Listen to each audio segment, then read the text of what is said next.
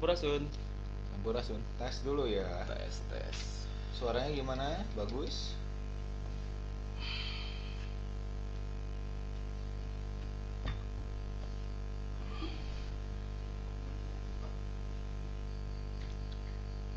Tes suara.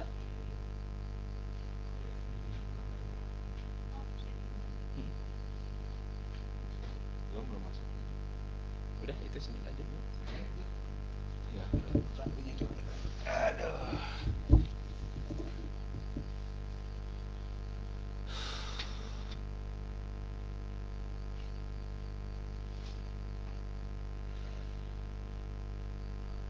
Udah deh masuk.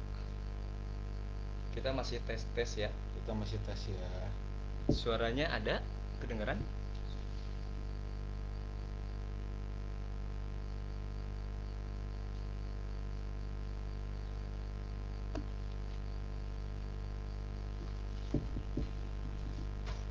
Gimana suaranya? Jelas? Halo. Jelas kayak. Oh, jelas kayaknya ya. Iya dong. Ya. Ntar ya, ngudut dulu ya. Ingat, merokok menyehatkan, tapi rokoknya harus rokok Indonesia. Itu betul. Ya, Sampurasun. Sampurasun. Ini kali kedua ya. Kedua kita. Kedua lah. Waktu itu kita ngomongin tentang generasi kolonial dengan milenial ya. Milenial. Secara kan kilansi kan memang Kolonial. kolonial ya. Cuman pengen berusaha milenial gitu, pengen kelihatan milenial gitu. Ya. Karena Kenapa? kecuali Anda ya, jadi ya, kalau generasi saya kan kolonial kan kita lebih mungkin hidup lebih keras, lebih apa gitu kan. Kalau generasi milenial sekarang mah kalau yang muda-muda makan pengennya cuman untuk negara cuma sampai bintang artis TikTok ya, nggak mau lebih kan. Iya. Suka aneh. Iya dong. Nah kan kalau kita sebenarnya kan inginnya tuh gimana Indonesia menjadi negara yang lebih dari segalanya. Benar nggak? Oh iya dong, dengan segala potensi yang dimiliki dan azan Isya ya. Hah? Itu Hah? tidak ada azan Isya. Suara jelas ya. Suara jelas. Woi, sudah Oke. terima kasih banyak itu. Suara backsound jelas ini. Backsound jelas nggak? Ya, sambil jalan aja ya. Sambil jalan. Atau suara kita lebih mendominasi betul. Oke, siap. Oke, berarti malam ini kita mau bahas apa nih? Kelihatan. Indonesia negara konsumtif. Indonesia negara konsumtif, terus relakah Kita menjadi babu di negeri sendiri? Babu beneran. babu ya? Babu. Kita seakan-akan ya kalau kata saya sih kita udah emang nggak tahu dari berapa pemerintahan sampai sekarang kita sepertinya diarahkannya jadi babu ya semua ya. Ya mungkin Iya. ini kita akan ngebahas gitu. Iya, betul. Dan kenyataannya kan kayak gitu ya. Kenyataannya ternyata bangsa kita, bangsa Indonesia masih masuk dalam kategori bangsa yang Ya diarahkan menjadi bukan diarahkan menjadi tuan rumah di negeri sendiri ya. Kita ibaratnya diarahkan kita ahli warisnya, tapi kita diarahkan malah menjadi pekerja di negeri sendiri. itu kan Bos-bos ironis. kita, bos-bosnya malah orang luar gitu. Hmm. Itu ya mungkin Anda semua tahu kan yang soal ya keadaan sekarang kan dengan adanya apa omnibus law kayak apa ya. Mungkin saya akan kita ngobrol bercerita sedikit tentang ya apa yang terjadi sama ini ya. Iya, kita perlu istilahnya apa? Perlu informasikan gitu kan. Ya. Karena kan kita yang berada di katakanlah di golongan masyarakat biasa gitu ya. Ya. Selama ini kan disibukkan dengan media-media yang entahlah ya. Iya. Ada media-media yang ya kurang begitu memihak terhadap kepentingan rakyat. Iya. Ada juga yang memihak gitu kan. Artinya kita sebagai masyarakat seperti halnya dibingungkan gitu dengan media-media yang beredar. Jadi Iya. sedikit kita akan bongkar-bongkar ya. Ya. Ah, Jadi biar Itu mungkin Ki Adi, mungkin supaya enak, Mm-mm. coba tanya jawab ke saya, dan supaya kelihatan keren, gimana kalau kita suaranya diperkeras aja? Ya, suara harus Bentar. keras dan lantang dong. Bentar. Ntar saya ngopi dulu ya. Masih ya, lumayan.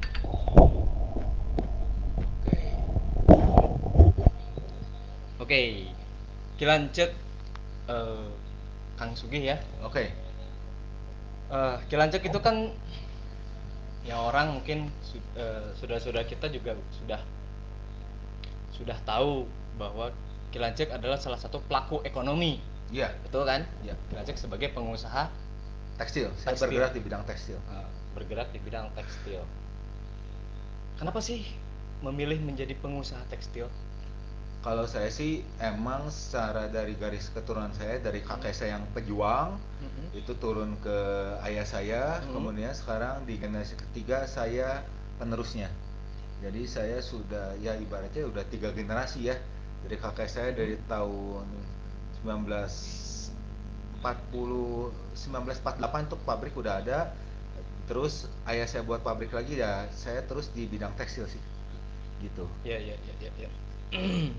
Berarti melanjutkan, istilahnya usaha dari Orang tua. orang tua ya, Iya. dari kakek ya. Iya. Wow, gitu. Menarik, menarik, menarik gitu kan.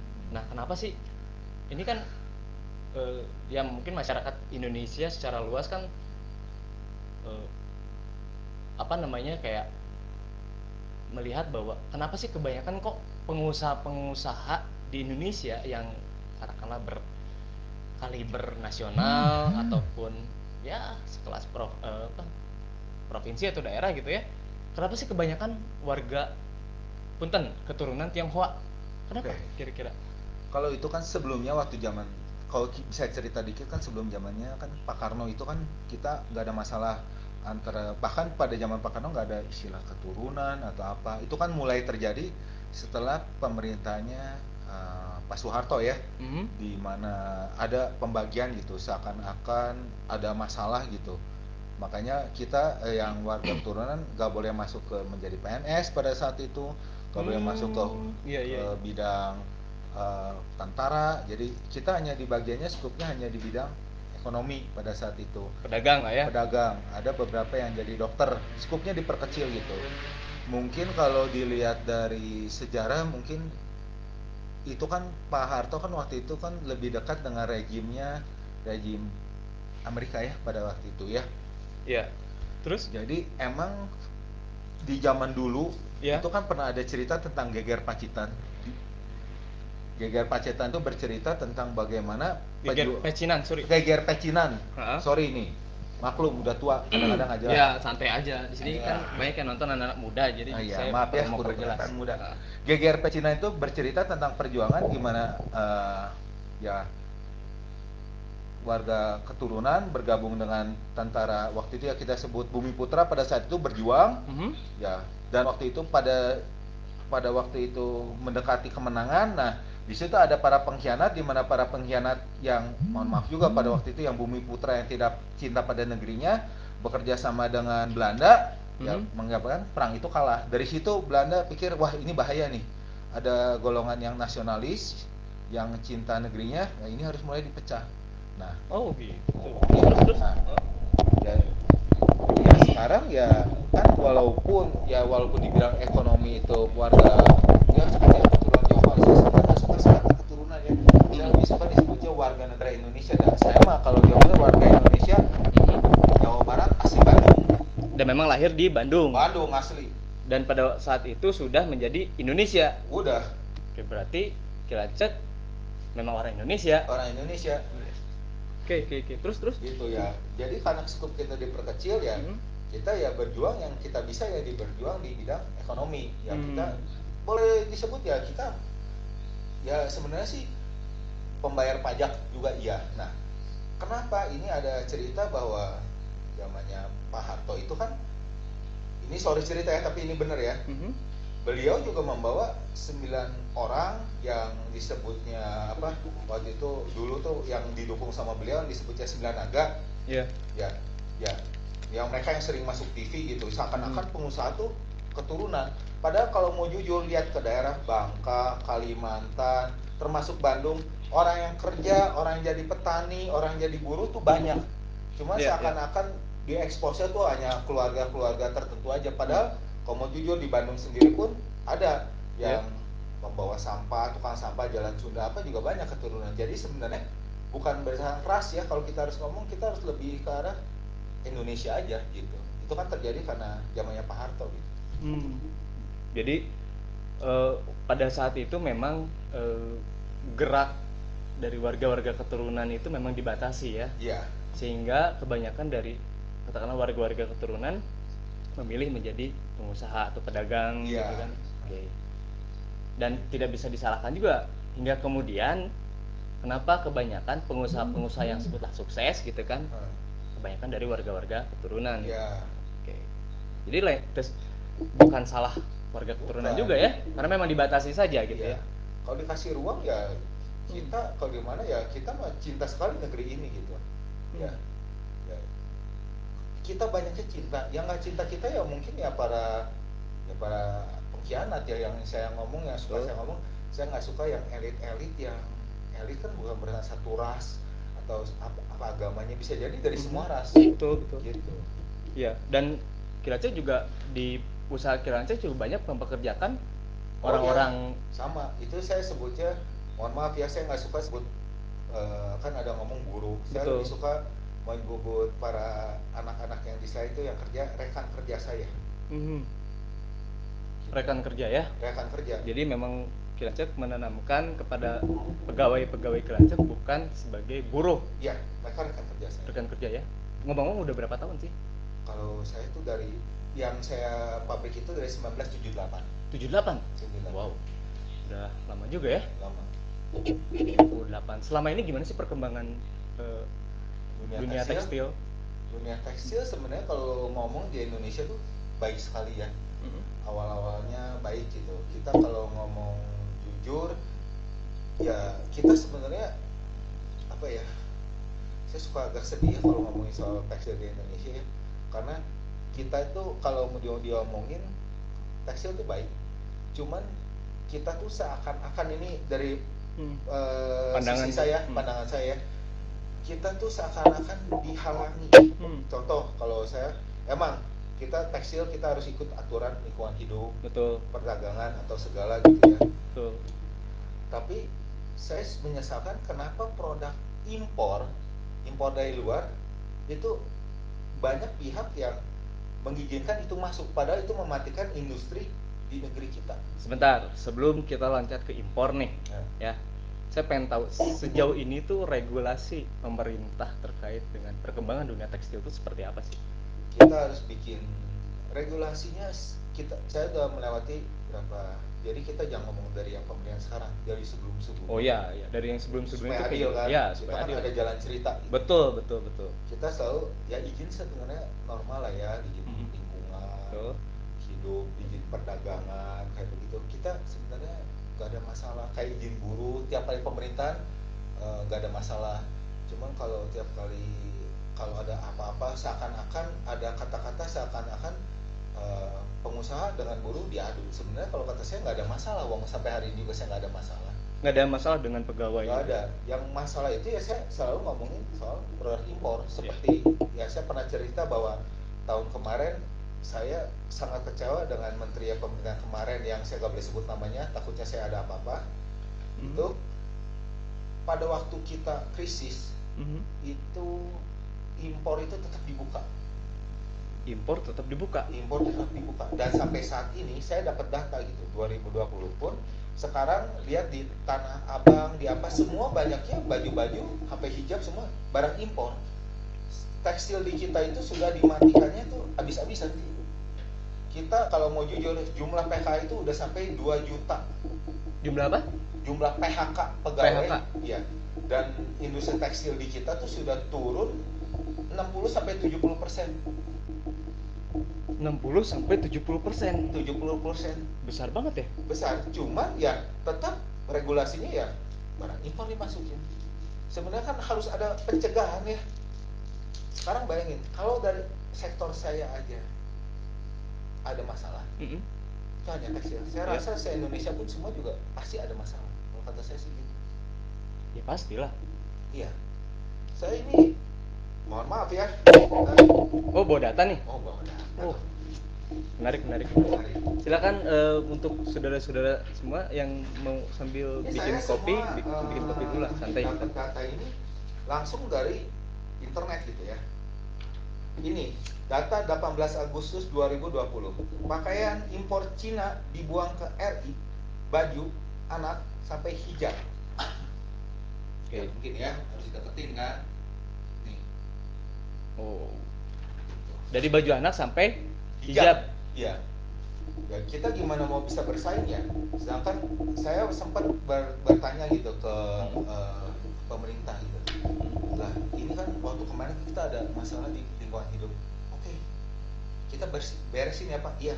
Nah, tapi begitu barang impor datang, pemerintahnya seakan nggak peduli gitu. Karena mestinya kan tahu ini impor, ini kan sangat mematikan. Tapi kenapa ini masih tetap masuk? Apakah ini semua barang impor ini terjadi karena mungkin keperluan sesuatu, elit sesuatu atau apa? Contoh, kita ngomongin yang dulu-dulu ya, kayak impor sapi untuk kepentingan apa gitu, partai elit tertentu atau apa. Ini kenapa pintu keran impor tuh di kita tuh banyak yang masuk gitu? Iya. Sampai-sampai ini sekarang saya lihat memalukan kan, 28 komoditas pangan yang diimpor Indonesia. Oke, jadi selain dari dunia tekstil itu sampai ke pangan juga diimpor ya? Diimpor. Padahal kurang apa negara kita ya? Iya. Wow. Iya, nih kita bisa lihat nih, ini datanya. Daftar lengkap 28 komoditas pangan yang diimpor RI. Kita beras katanya harus impor, jagung impor, Kita beras impor. Beras impor. Kan katanya negeri kita negeri agraris. Maksudnya gimana? Impor. Sampai 130 juta US dollar, 37 juta US dollar. Ngeri juga ya. Data ya. Datanya juga saya dapatnya bukan abal-abal ya. Dapatnya benar nih dari internet nih. Wow. Terus? Jagung. Jagung juga. Ya. Gula pasir, gula tebu. Padahal kan kita sempat, negara kita ini sebagai pengekspor tebu. Sempat ya, itu tahun berapa ya? Waktu zamannya, dari zaman tebu itu kalau nggak salah datang dari zaman Belanda, dari abad 18 akhir sampai abad 19 sampai sekarang.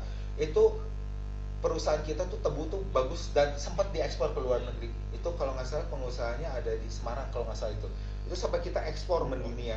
Iya. Nah sekarang kita impor. Padahal perkebunan tebu, petani tebu di sini ada. Yang saya bingung kok tetap bisa masuk ya? Gitu. Permainan kan? Aja ya itu ya? Ya permainan.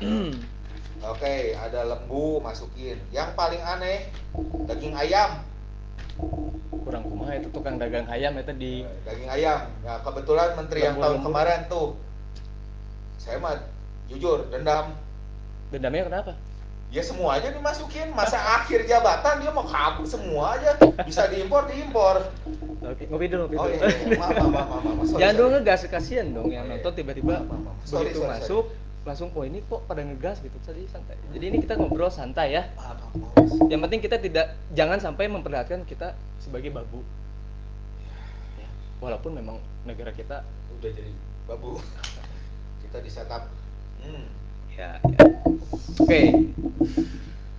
Berarti selain daripada dunia tekstil itu ternyata dari berbagai sektor juga memang keran impor itu dibuka ya, besar-besaran ya. Alasannya kenapa? Menurut pandangan Kilancek sebagai pengusaha tuh kenapa? Katanya ini supaya karena kita sudah masuk era perdagangan terbuka, kita harus pasar bebas. Kita harus menerima siapapun dan kita harus siap buat ekspor. Sekarang tunggu dulu sebelum masuk ke ranah itu.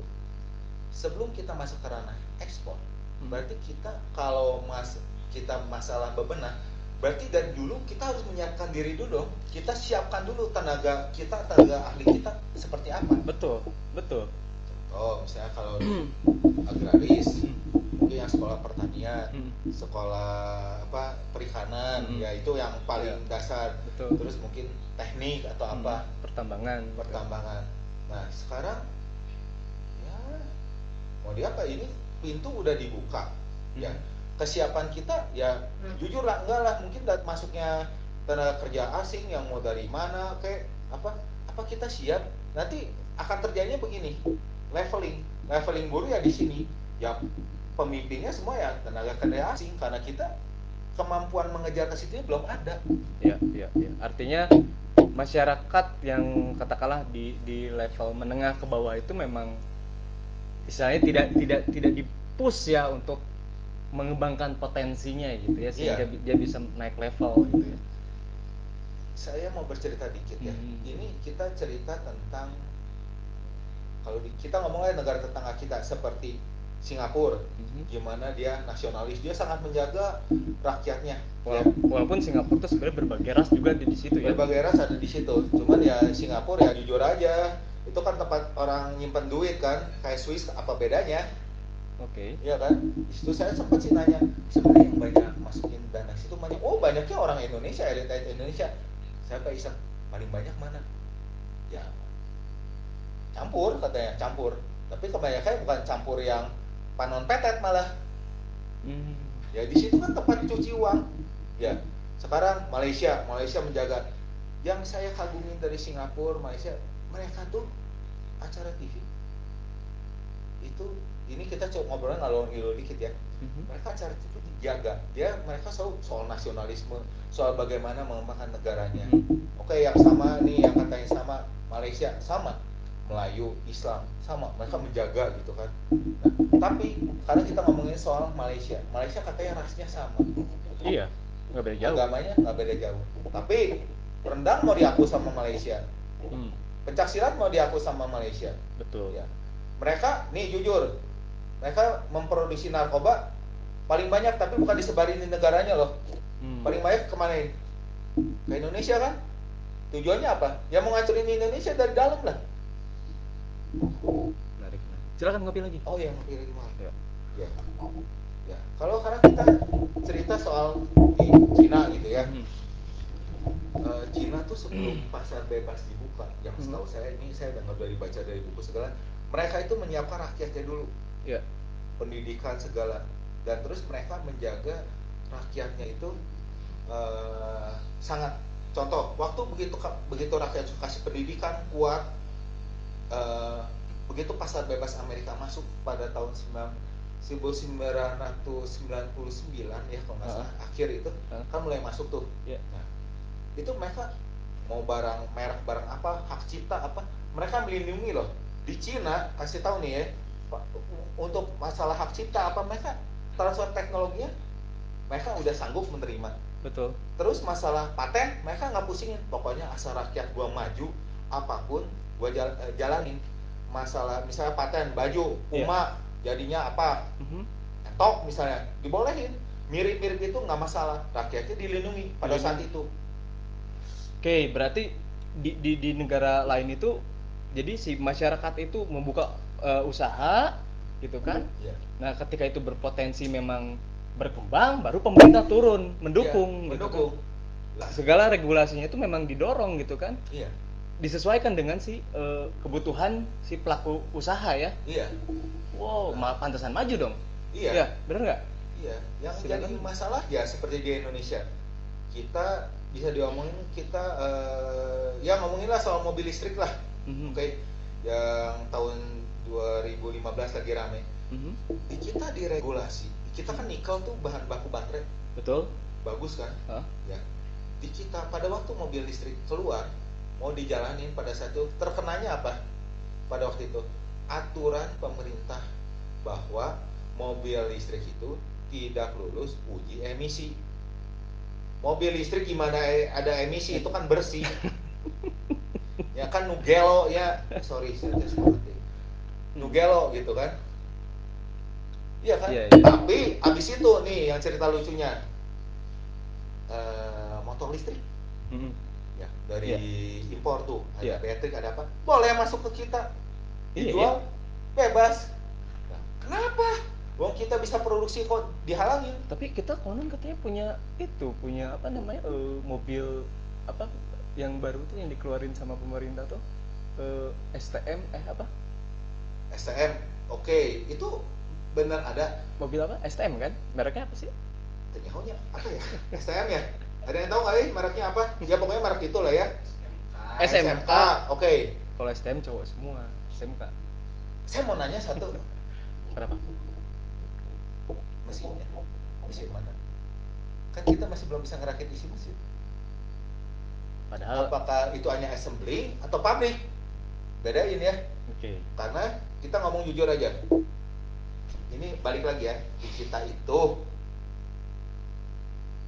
besi baja impor. Oke. Sekarang kita ngomongin di sekitar pantai selatan Jawa gitu ya, penambang pasir besi itu banyak Banyak banget ya. banyak diekspor kan, Betul. ada yang ilegal, ada yang ya saya nggak mau tahu lah ya. Mhm. Tapi sekarang besi Krakatau Steel sama besi impor dari luar Mhm. bisa lebih murah besi impor dari luar. Nah, Gimana maksudnya? Ini kan Indonesia itu kan konon kan penghasil sumber daya alam yang melimpah ya. Betul nggak sih? bet, Atau cuman gosip aja itu teh? itu teh kalau secara otak yang wajar itu benar, cuma kita dibikin seakan bodoh, tahu nggak?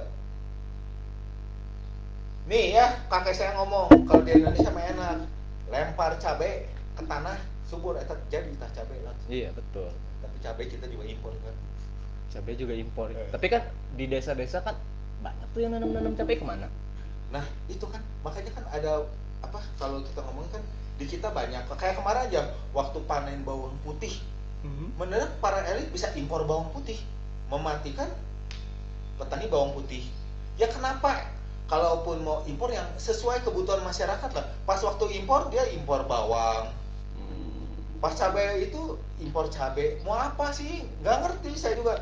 Ini sebenarnya impor-imporan tuh buat siapa gitu? Apakah benar Iya. untuk rakyat? Mhm. Untuk siapa? Gitu. Apakah memang jadi produksi sumber daya alam di kita itu tidak memadai gitu untuk katakanlah gini. Jadi semua produksi-produksi ya termasuk di bidang pertanian gitu kan itu tuh tidak tidak bisa memenuhi kebutuhan masyarakat sehingga diimpor. Apakah seperti itu? Sampai pegawai bawang putih pada waktu salah Februari atau Maret ya, sampai sedih, harga bawang putih sampai anjlok, oversupply. Betul. Oversupply berarti untuk kita banyak. Berarti Tapi iya. ngapain impor gitu? Ya artinya kan sebenarnya cukup ya, bahkan lebih dari cukup Lebih ya. dari cukup, malah mematikan. Jadi ada kayak seperti ingin mematikan agraris kita ya. Punten, ini ada cerita bodor. Kasian juga petani ya. Itu baru agraris. baru agraris ya, belum maritim ya, Maritim. belum industri ya. Nah, Wow. dekat ke agraris. Hmm. Kita ikan paling banyak karena kita banyak. Ya dikelilingin laut kita kan. Selatnya ikan terbaik. Hmm. Sekarang ya oke lah, mungkin izin perikanan sekarang kan boleh masuk menangkap ikan di kita, benar kan? Betul. 60% ikan beku di kita itu impor. Kok bisa sih ikan kita impor, ikan bekunya impor, ikannya diambil dari kita, dibekuin, dimasukin lagi. Tapi kurang gimana waktu pas Menteri Kelautan kita di kabinet sebelumnya itu kan banyak meledakan kapal-kapal kan sebenarnya kan itu juga untuk mengurangi ketersediaan, maksudnya dalam artian ketika ketersediaan lauk di kita melimpah gitu kan, terus banyak kapal-kapal penyusup yang ingin apa istilahnya mencuri ikan-ikan kita, lalu kemudian di apa namanya dikeluarkan regulasi ledakan kapal gitu ya. Kurang apa tuh? tapi masih impor gitu, gimana maksudnya?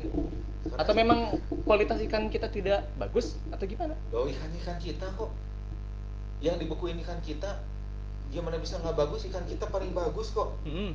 Ya nggak ngerti, berarti ya kan saya bukan di pemerintah ya, kayak kan ada sekarang tuh ekspor lobster, benih lobster ke Vietnam gitu kan. Iya, iya, iya. Dibuka dengan alasan apa, orang di kita nggak bisa mengembangbiakan lobster. Emang lautnya teh laut siapa? Kan laut mah sama-sama aja, benih lobsternya di sini, kenapa harus diekspor ke Vietnam? Kenapa harus di Vietnam digedein? Apa nanti harus ambil dari Vietnam itu lobster? Iya, benar-benar juga ya, benar juga ya. Sorry-nya kalau masalah begini saya serius, saya ngambek tuh marah. Karena bagaimanapun kita Jack adalah pelaku usaha, Iya. gitu kan, betul-betul merasakan dampak dari kebijakan, gitu kan. Iya. Balik lagi yang seperti tadi soal mobil. Mm-mm. Ya, saya ya gimana besinya aja dari luar lebih murah, ya kan? Kenapa ya? Kok bisa harga besi itu lebih murah di luar? Oke. betul. Sedangkan Ya. negara-negara luar itu ngambil bahan bakunya dari kita. Iya. Kenapa bisa seperti itu? Mungkin begini, ada satu teori bahwa kalau misalnya ekspor di negara luar, mau itu ada politik di mana mungkin harga di dalam negerinya jauh lebih mahal, tapi di harga keluar buat ekspor, mereka kan menekenin ekspor. Itu ada selalu tiap kali ekspor itu ada cashback 10%. Sekali ekspor ada cashback. Ya, ya ekspor cashback 10%. Jadi harga sengaja buat ekspor, jadi ada keuntungan itu ekspor 10%.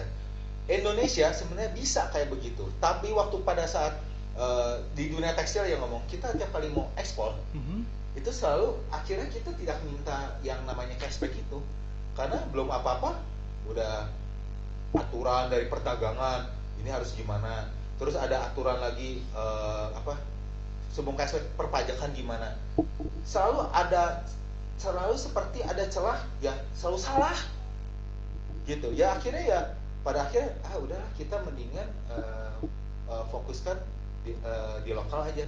Nah, sekarang pasar lokal pun kita diserang sama barang itu, produk proteksinya nggak ada.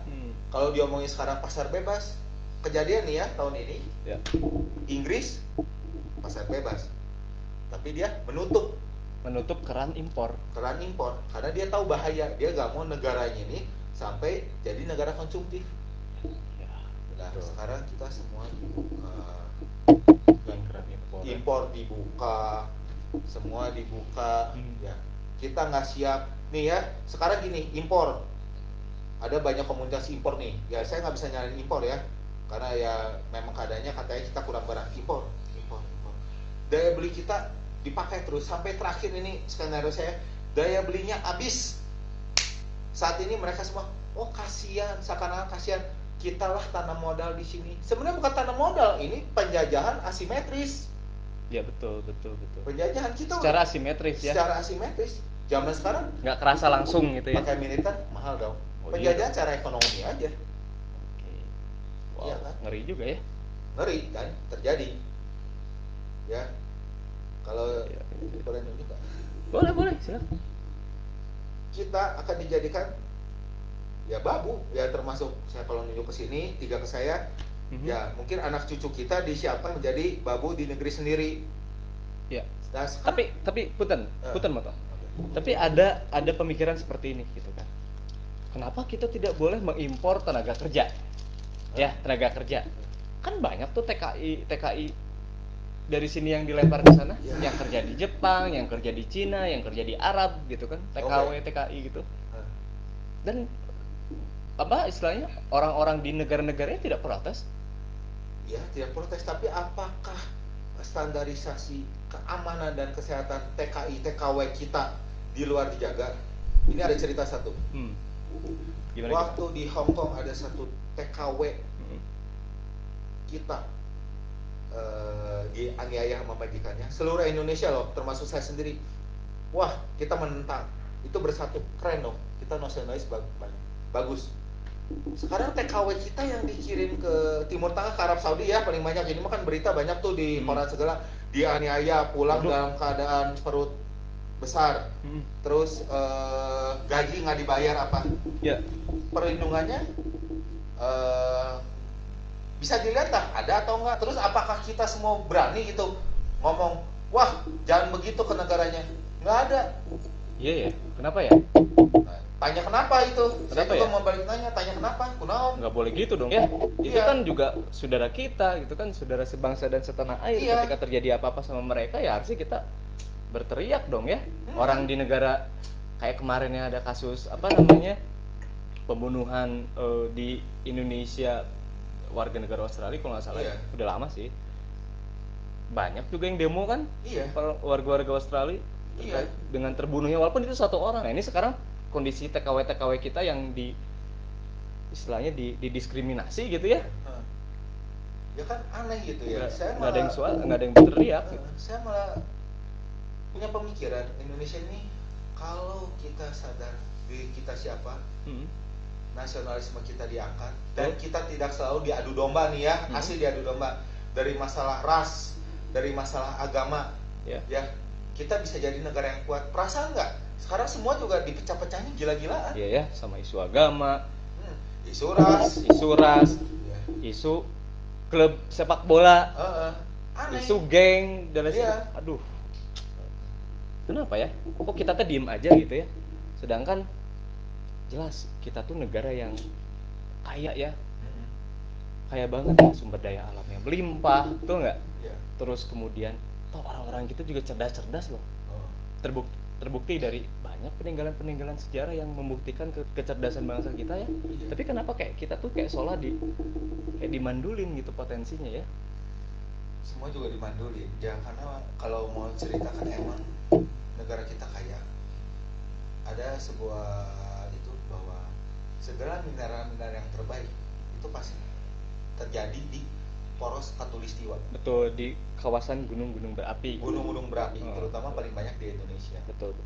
Ya. Orang luar semua melihat tanah kita itu kaya. Ya, paling enak apa? Kita pikir cara gimana memecah belah bangsanya. Kita masuk dengan segala budaya yang aneh-aneh. Ya Iya. contoh aja, gampang. Iya, bener banget tuh. Pada keracunan drakor nggak drama Korea? Iya ya. Kira-kira keracunan juga ya? Oh enggak, gue mah kasep. Gue mah orang Indonesia, kasep tapi orang Korea saya mah. Nih ya, kita ngomongin soal Korea. Korea tuh mengekspor budayanya ke kita sampai kayak apa? Mereka membuat para laki-lakinya gak punya pori-pori. Ya, sampai mengakibatkan apa? Lelaki di kita semua demen pakai bedak. Hei, orang tuh pakai bedak itu karena di negaranya itu subtropical. Ya ada 4 musim, di kita 2 musim. Di kita 2 musim, orang gila aja sehat ya. Lalu pakai bedak ya karena mereka untuk menjaga kelembapan. Kalau di kita pakai bedaknya luntur semua. Iya, beda. Terus cewek-ceweknya kan pengen bodas putih kayak orang Korea. Banyak tuh klinik kecantikan dermatologi demi bodas, demi putih. Iya, kasihan suntik apa? Pemutih. Sampai kulitnya mutasi, belang bentung. Jika zebra adanya. Siga zebra. Bangga lagi. Wah, gua teh putih padahal belang bentung. Di dunia kulit yang sehat ya saya mah coklat, tapi nggak seperti Adi. Itu yang sehat. Kenapa? Itu bisa menyerap apa itu apa yang di matahari apa? Lebih sehat ke kulit. Vitamin D. Itu lebih bagus daripada nu bodas. Tapi kalian semua pengen siga Korea. Geus mah kadang-kadang pakai lipstick lagi. Buat lipstick kan gelo. Jadi maaf ya ini ngomong dikit. Coba. Ada itu. Iya nggak apa-apa, gas aja. Gas ya, maaf. Founding father kita Bapak Presiden Soekarno pernah berkata, berikan aku 10 pemuda Indonesia akan kuguncang dunia. Nah kalau sekarang pemuda zaman itu Pak, ya dengan semangatnya ya, pemuda dengan zaman cara sekarang, berpikirnya, dengan mentalnya. Pemuda zaman sekarang liatin, malah sih Kepa Punggul mending Ivan Gunawan, berikan aku 10 Ivan Gunawan, ambiar Indonesia. Ya kayak begitu kan, karena ngomong bermimpilah setinggi langit. Wes, keren. Agar biar kau jatuh masih ada di antara bintang-bintang. Tapi kan ngomong-ngomong gini, Ivan Gunawan juga kan berprestasi Kilance. Tapi dia kan membawa budaya kan mestinya perjuangan negara ini Iya, tuh butuh loh. pejuang, bukan Dia- butuh mm-mm. bintang apa TikTok ya kayak setinggi langit. Sekarang pemuda zaman sekarang, lu besar mau jadi apa? Ya kan yang saya pengen nih, siapa tahu ya pengen jadi polisi, tentara, jenderal atau apa, pengen jadi pengusaha apa, pengen jadi apa? Bintang TikTok. Waduh, Cuma Miris sampai ya. situ semangatnya. miris ya. Udah gampang atau jadi bintang TikTok mah ya? Jadikan ya lu berpakaian seperti cowok, berpakaian seperti zebra kayak apa kayak. Ya kan kita ngomongin acara TV gitu ya. Saya tuh jujur masa muda saya keliling Keliling mana nih? kayak ke Korea pernah kemarin. Oke, keliling Kita lihat, dunia lah ya. Terus kayak gimana gitu. gimana? Acara TV itu ya dijaga sama pemerintah. Gimana kayak kalau di Cina dia ceritanya selalu cerita tentang apa? Bangsa Cina pernah dijajah sama Jepang, kita harus bisa lebih dari Jepang. Kayak begitu. Ya. Ya kan? Sekarang pergi ke Korea. Kita pernah dijajah sama Jepang, sama temanya. Kita harus bangun, kita harus bisa lebih dari Jepang. Sampai akhirnya keluar Samsung yang sampai sekarang mendunia kan. Iya. Kayak Cina gitu, Korea. Nah, di kita siaran TV. Tahu siaran TV di kita apa kalau nggak film juri, film setan, Sinetron. yang ceri kue, atau nggak satu lagi Asap. Apa tuh Asap? Asap itu yang film yang cerita tentang nggak mau sembayang, mati, mayatnya masuk mesin molen. Oh, itu Asap. Asap. Oh, Azab. Oh, Asap. Azab. Kirain A Z A. Ya kayak Iya, begitu. Ya. Dunia. Miris ya, miris. Dunia sekarang itu butuh pejuang, bukan butuh ya jiwa tempe. Kalau nggak Iya, berdoa, gua masuk mesin molen. Gara-gara gua dagang gas LPG, gua nggak berdoa, pas mati si gas LPG ikut masuk kuburan. Itu tuh ironis ya kok. Ya ironis secara ya bodoh Pembodohan. gitu. Kenapa? Pembodohan. Lembaga TV tuh nggak bisa mencegah gitu, bikin ya yang ngebangun atau Iyalah. apa? Iyalah, apalagi sekarang kondisinya katakanlah hampir semua berada di krisis ya, berada di level krisis ya. Bener nggak sih? Iya. Kenapa? Ayolah, sekarang sudah waktunya lah istilahnya bangsa kita tuh bangun gitu loh. Tunjukkan bahwa betul-betul bangsa kita itu betul-betul bangsa yang memang hebat gitu kan. Bener nggak, Lanjut? Iya, mestinya kan begitu ya. Gitu. Kita nggak kalah bersaing dengan negara-negara ya, maju lainnya gitu kan. Iya, kita katanya kita ada ekspor, ya, ada ekspor. Ekspor kita yang diekspor apa? Sawit mentah, gas mentah, terus petroleum mentah. Kenapa di kita nggak dibikin produk turunan? Ya. Kayak tekstil aja, kain polyester itu berasal dari minyak bumi. Kain polyester itu dari minyak bumi. Ya, sekarang kita harus impor bahan bakunya, ada yang dari Cina, ada yang dari India, ya. Padahal di kita sendiri banyak gitu kan. Ya. Kayak pupuk NPK kan dari kalau nggak salah ya dari gas bumi kan ada itu kan, kita impor. Sawit produk turunannya mana? Ya, kita kurang gimana kita lahan kelapa sawit, betul nggak? Produk turunannya bahkan pupuk ada juga NPK yang dari kelapa sawit segala. Jadi gini, saya agak sedikit miris tuh tentang ya kan kalau di Cina gitu ya, pas waktu jalan mereka sebelum izin jalan dulu. Suruh jalan dulu si pengusaha itu ya. Dulu. Biarpun sekalipun mereka belum punya izin kata Izin. Mereka Wow. sok penuhi dulu kebutuhan. Saya dulu pernah waktu pameran tahun 2 tahun lalu ya. Saya sempat beli itu di tempat yang kayak daerah-daerah itu kayak apa? Itu ada sabun cuci muka dari Bangkuang. Bagus, enak. Ya, Bangkuang bagus banget buat kulit kan. Saya pakai itu kan. Iya. Gak lama kemudian, setelah setahun kemudian saya mau beli lagi. Itu kan udah kemudian lama, kenapa hilang dari peredaran? Iya. Ternyata katanya tidak lulus BPOM. Itu karena perusahaan perumahan berbahaya. Berbahaya katanya. Berbahaya. Ya sekarang nggak jauh lah kayak kita semua, ada yang produksi jamu Iya loh, bener loh. apa Oh, mana ya.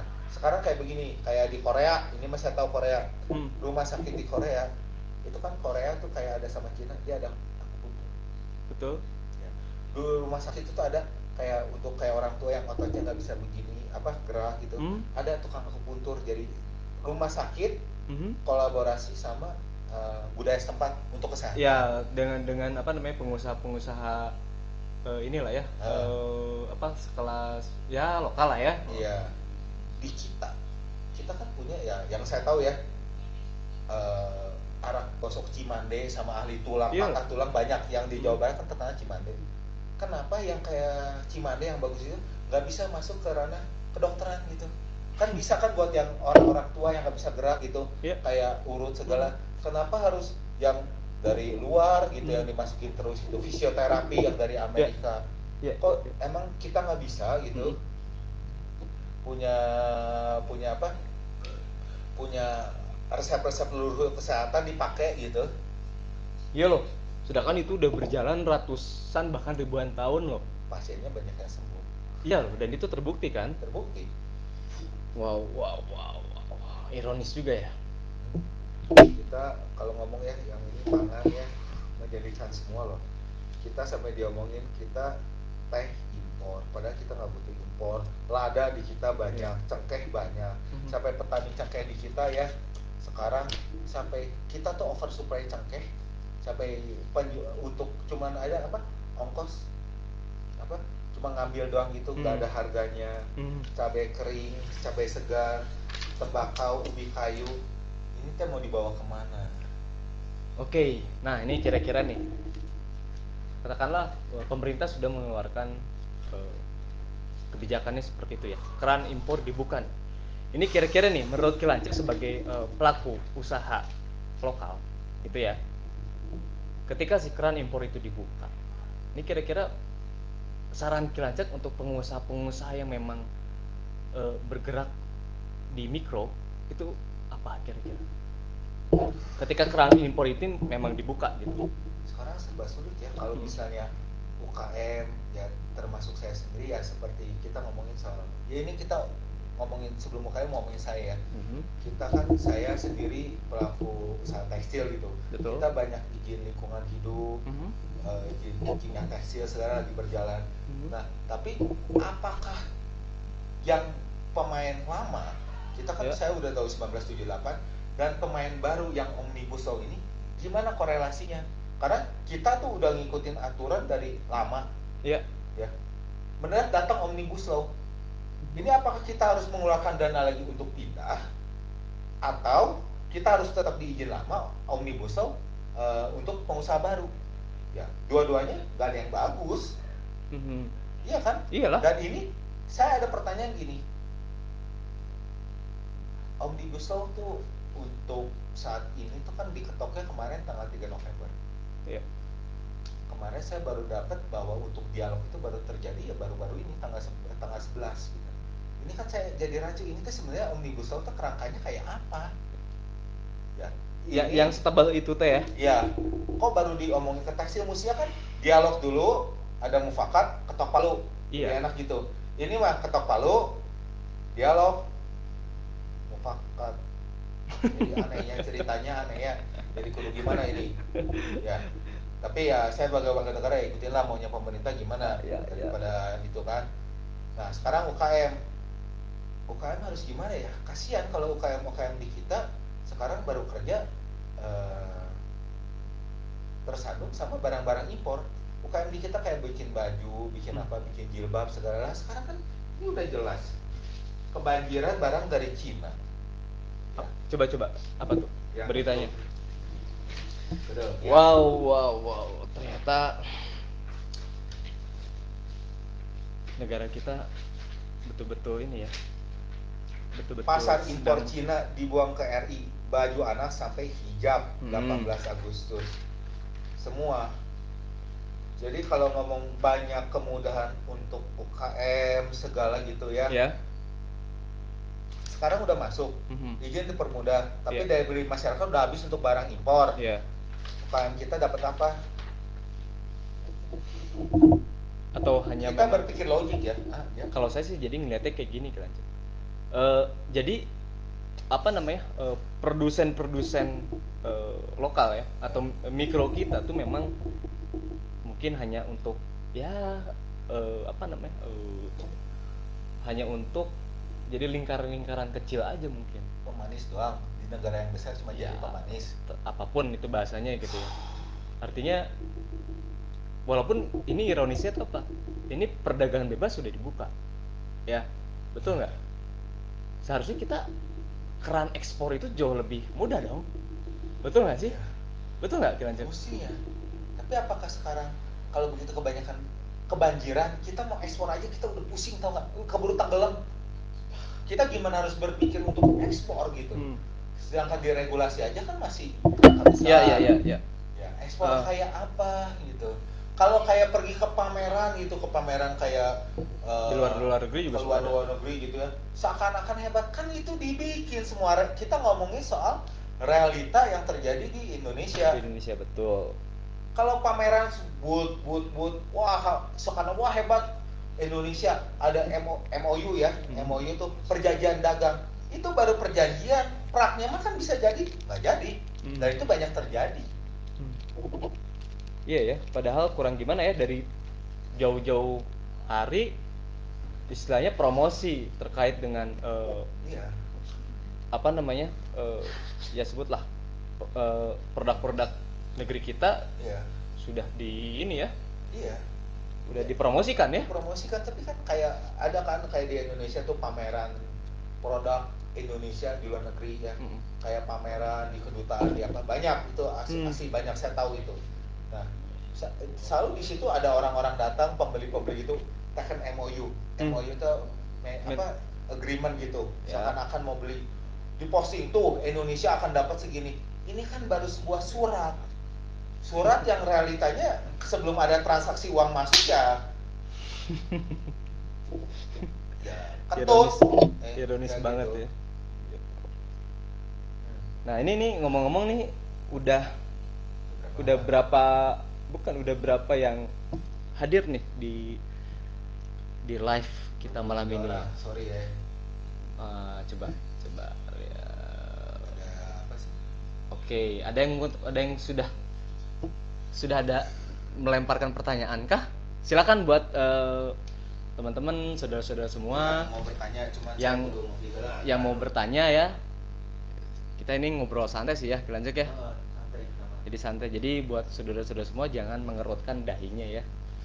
Jadi santai aja, relax, sambil ngerokok boleh, sambil ngopi, dan saya sarankan rokoklah rokok asli Indonesia ya, produk asli Indonesia. Nah, saya aja ini ngerokok produk asli Indonesia nih, Mahara tradisional tobacco. Ini asli cengkehnya tuh dari petani-petani apa tuh tadi namanya tuh, petani-petani Dharma Wangi. Keren banget. Indonesia. Enak. Ini mau saya bacain lagi ya, komoditas impor. Oh gitu, kita nggak bacain dulu pertanyaan. Itu kayaknya udah jutaan pertanyaan ya. Sok, mau nanya apa? Aduh, capek. Ini ada pertanyaan dari Bapak Haryanto. Iya. Ketika rakyat menyadari negara yang menuju ke arah dijajah asimetris oleh bangsa lain, apakah pemerintah negara kita menyadari itu sehingga relokasi membebaskan bangsa lain menjajah negara kita? Kalau menurut saya sih kurang gimana ya, pemerintah dengan segala perangkatnya ya, pemerintah tuh punya badan-badan intelijen. Iya. Pemerintah punya istilahnya apa namanya, pembantu atau profesional yang memang luar biasa gitu ya. Masa tidak menyadari hal ini? Kita aja rakyat jelata, kita aja rakyat kecil katakanlah, melihat ini gitu, melihat kenyataan ini gitu. Masa pemerintah enggak gitu kan? Konyol jadinya ya, bener nggak? Kalau saya rasa sih udah tahu pasti pemerintahnya. Udah tahu banget gitu kan. Mas, salahnya maaf ya kalau itu kan pertanyaan kan mestinya yang menjawab tuh pemerintah, bukan kita. Ada kita mah rakyat. Betul. rakyat mah ya bisa apa ada. Ya. Kan sifatnya sebuah kapal besar, kita mah hanya ya tersiksa walaupun tempat duduk kecil gitu. Usia rumah kita kayak seperti tinggal di kos-kosan ya, mestinya itu tanya ke pemerintah. Ya, betul, Ya. betul. Nah, apakah akan didengar atau enggak, mungkin saya harapkan bukan dari kita aja, anda semua juga mulai berani mengeluarkan suara. Suara. Ya. Karena Karena apa? Karena suara kita di dewan nggak nyampe-nyampe kayaknya ya. nah, jadi gini, satu lebah Hmm. itu mudah dimatikan ku baygon atau ku dicepret. Hmm. Tapi ratusan juta lebah, mau apapun gajah juga lari. Iya benar. Ya, saya harapkan kesadaran ini datang dari anda juga. Gimana caranya ngomong gitu? Iya kan? Iya. Gak bisa dari ya kita hanya ya kayak Kiadi saya, kita kan mengungkapkan yang sebagai rakyat nih yang saya rasain kayak begini. Iya, Data betul. juga saya dapat dari pemerintah gitu. Ya harus gimana? Ya balikin lagi ke pemerintah. Mau tetap begini atau harus ada perubahan. Jangan kasih sebuah retorika seakan-akan ini semua membantu rakyat. Retorika mah retorika, Iya. banyak bohongnya. Dan rakyat mah Butuh bener-bener ngerasain gitu ya. ya, rakyat mah butuh makan. Iya, betul. Butuh makan, butuh sejahtera ya, butuh Iya. aman, butuh Iya. nyaman kan gitu ya. Iya. Iya dong. Makanya saya nggak cocok ke politik ya. Bisa ngomong baik saya teh. Sama saya juga kira. Kira-kira ada siapa lagi? Pertanyaan apa lagi? Cek. Jadi tanya pemerintah. Ini dari Agak keras dikit atau mau saya bacain aja? Nggak apa-apa. Agak keras aja. ini dari Bapak Adi Rana Wijaya meminta pendapat Kang Galih dan Kang Sugi bagaimana dengan gagasan deglobalisasi demi kemajuan Indonesia. Gagasan deglobalisasi maksudnya. Ini mau kira cek dulu apa saya dulu nih? Anda dong, Anda kan lebih milenial. Saya kolonial tua. Kalau menurut saya sih tadi apa Deglobalisasi. terkait deglobalisasi bagaimana? Maksudnya gini. Deglobalisasi itu apa ya? Bentuk diri. Iya. Kalau menurut saya sih demi kemajuan Indonesia kita menutup diri gitu ya. Gagasan bagaimana pendapat Kang Galih dan Kang Sugi soal gagasan deglobalisasi demi kemajuan Indonesia? Kalau menurut saya mah nggak perlu lah deglobalisasi ya, nggak perlu kita menutup diri seperti hanya Korea Utara gitu ya, nggak perlu. Tapi peran pemerintah, kembali lagi ya, peran pemerintah di sini tuh betul nggak gitu untuk kepentingan rakyat gitu loh. Kalau memang untuk kepentingan rakyat, oke kita percaya sama pemerintahan, karena bagaimanapun kan operator itu kan pemerintah, Ya. bener nggak? Nah, Gitu. Artinya sebisa mungkin pemerintah itu betul-betul ya total dong berpihak pada kebutuhan-kebutuhan rakyat ya. oke. Total memang melakukan perlindungan terhadap masyarakat. Iya. Total dong gitu. Mereka kan udah dipilih sama masyarakat. Iya. Seharusnya mereka bisa melindungi masyarakat. Iya. Gitu. Sekarang supaya seru, Nah, jawaban dari saya kan kalau Kiadi itu betul, tapi kayak Bandung menuju Jakarta kita harus banyak jawaban supaya kita berpikir ya. Anda semua pasti banyak yang udah nonton film, ini mah cerita dulu ya, film Sparta 300, di mana 300 tentara terlatih melawan 100.000 tentara, kita film teh Turki atau dari mana itu, dia bisa bertahan hanya 100 orang. Dan kata lain apa? 100 orang ini adalah orang-orang terlatih. Orang-orang terlatih adalah orang-orang yang kuat di segala medan. Daripada kaum petani yang dikasih senjata, ya gak guna. Jagonya macul ya jago macul, jago perang ya jago perang. betul. Ya kan? Ya ini sekedar ide. Ya kalau mau deglobalisasi itu mau nutup, ya kita emang kayak bisa, atau enggak kalau karena pemerintah gimana ya kita gimana caranya ya membuat pasukan khusus itu yang kuat untuk menghadang itu. Nah, Iya. masalahnya apa keburu sekarang? Sekarang kan pertanyaan dibalik lagi, keburu nggak pemerintah untuk membuat itu? Iya. Karena kalau lihat dari era sekarang telat lu. Jangan retorika lah dari masalah izin, masalah perburuan yang dari zaman dulu.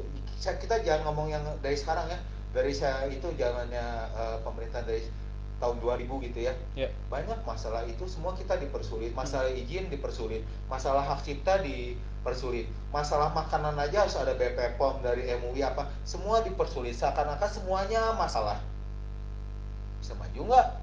Nah itu ya, jadi ya diharapkan Kita mau maju belum apa-apa udah diikat dulu, mestinya ya maju dulu, perang dulu, baru kita diapain, dikasih apa, baru Iya. kuat. Ini belum apa-apa udah dicangcang. Iya. Sekarang seakan-akan nih ada omnibus law, wah ini sama kok, haknya sama, pendatang sama orang kita. Ingat ya, posisi kitanya itu udah ketinggalan jauh. Mereka datang dengan uang banyak, sekarang di kita daya belinya semua udah hampir habis. Iya. Minim, mereka datang ke sini. Oke, mungkin nggak? Udah, sok jawab. Kan saya mah orang bodoh ya, kelahiran juga 1975. kolot gitu Kolot. Nah, siapa tahu yang muda kan milenial nih. Milenial juga ada yang kaum kuat. Iya. Kalian jawab coba, gimana caranya? Dan saya sendiri juga bingung. Tapi kemarin ada berita katanya milenial tuh nggak bisa buat apa-apa katanya. Maksudnya ternyata milenial, maksudnya anak-anak muda milenial sekarang tuh katanya apa kontribusinya sama negara.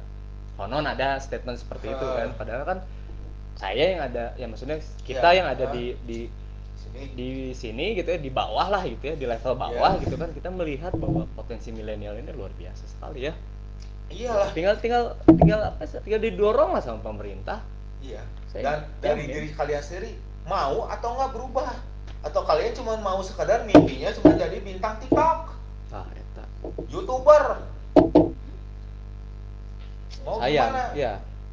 Nih ya, negara kita sekarang kalau kita ngomongin Indonesia ini kalau nggak salah tuh dari dari zaman Covid itu turun jadi -3. Tapi kekuatan kita ternyata di mana sekarang? Kalau kita lihat bukan orang-orang kota loh yang mempertahankan Indonesia, orang-orang yang di pedesaan, yang di kelautan, agraris, maritim itu yang menunjang kita ya. Iya, Jadi benar.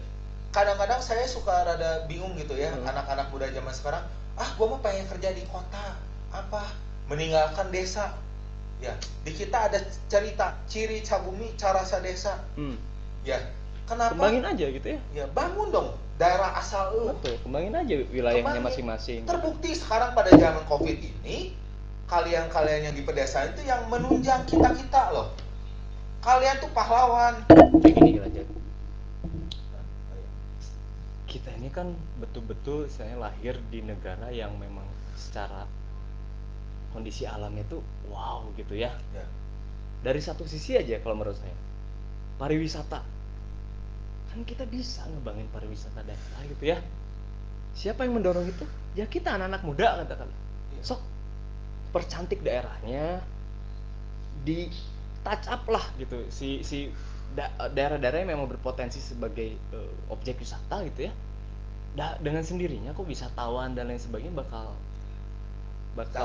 datang gitu kan. Ya, Kenapa sih susah-susah gitu ya? Ya. Itu baru dari satu sisi pariwisata gitu. Belum dari sisi lainnya gitu kan. Alamnya masih hijau gitu kan. Ya. Pertaniannya bagus gitu kan ya. Udah aja gitu kan. Jangan semua tiba-tiba karena pengen keren, pengen gaya datang ke kota, berikut di kota aja jadi gembel gitu, jangan naon gitu kan, buat apa ya? Iya. Next.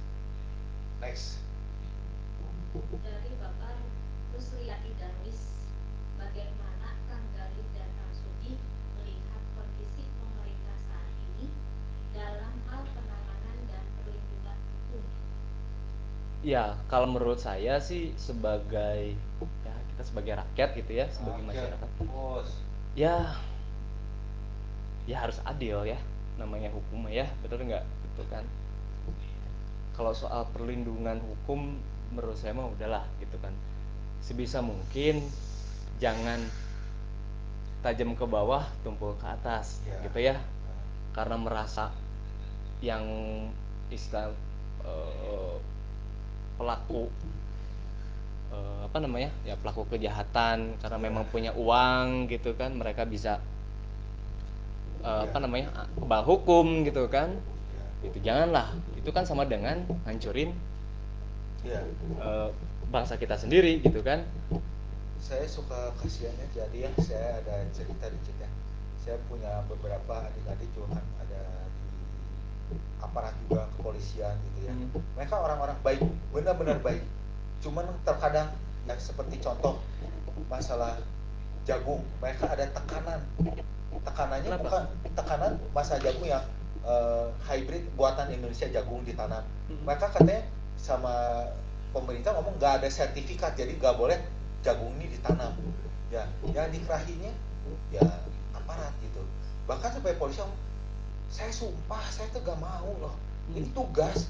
Sebenarnya kita tuh kita tahu ini uniknya, cuma kita terhalang dari profesi saya loh. Saya disuruh. Ya berarti kan kalau disuruh berarti ada suatu kekuatan yang menggerakkan. Ini kekuatan ini yang disebutnya kekuatan elit, yang saya sebut elit globalis.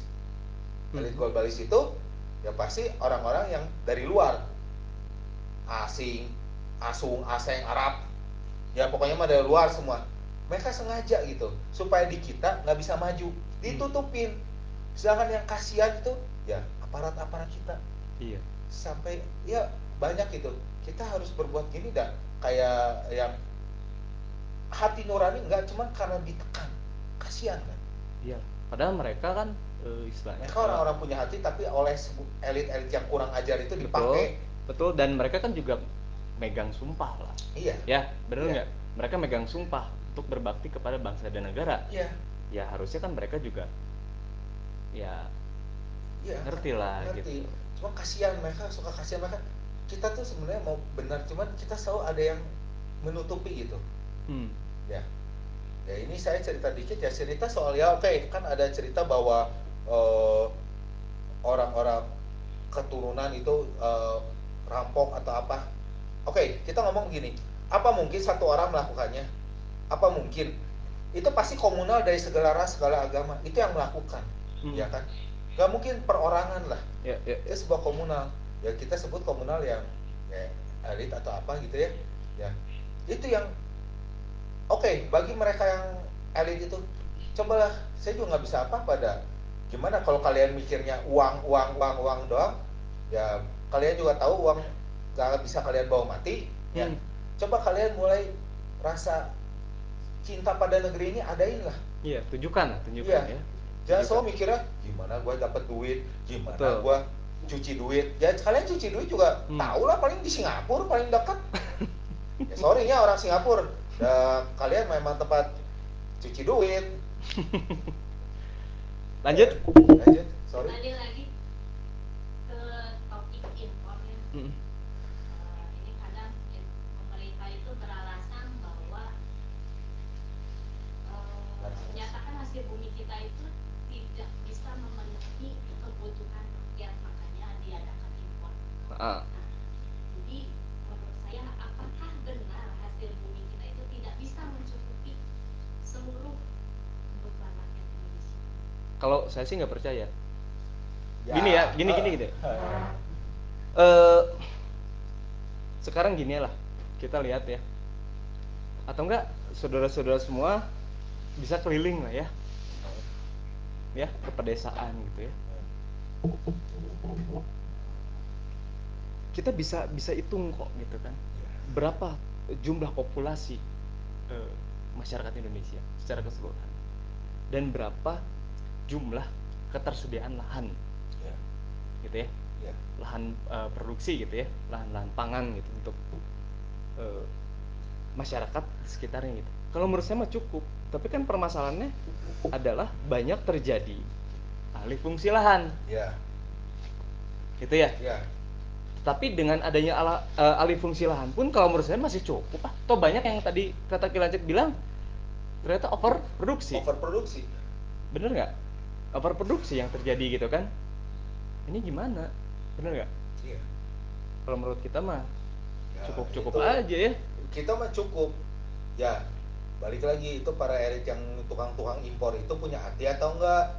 Kalian mikirnya mungkin untuk keperluan lembaga tertentu impor, matiin di kita, oversupply kan banyak gitu. Ya, kalian dilawan susah, ada kalian berlindung di segala macam, kan menyebalkan kalian tuh.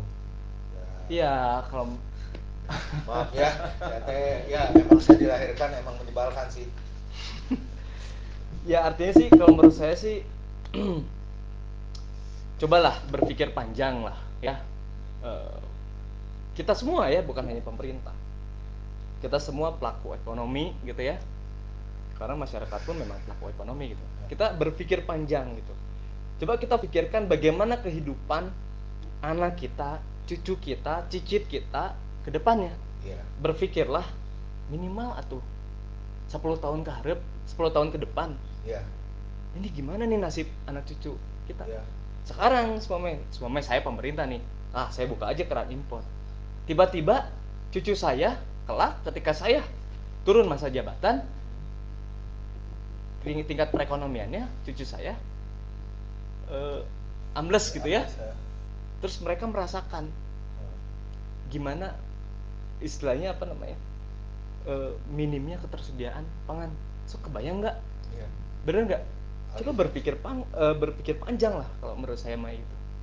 Jangan serakah gitu kan. Jangan berpikir bahwa yang hidup itu hanya kita. Iya.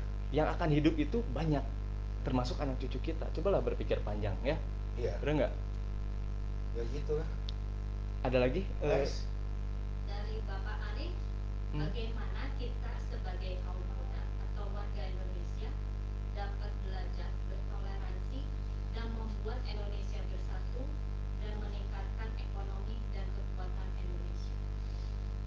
Ini saya Sudah dulu dong atau bagaimana kita sebagai kaum muda kurang berpikir apa boleh saya pinjam Ibu yang mana?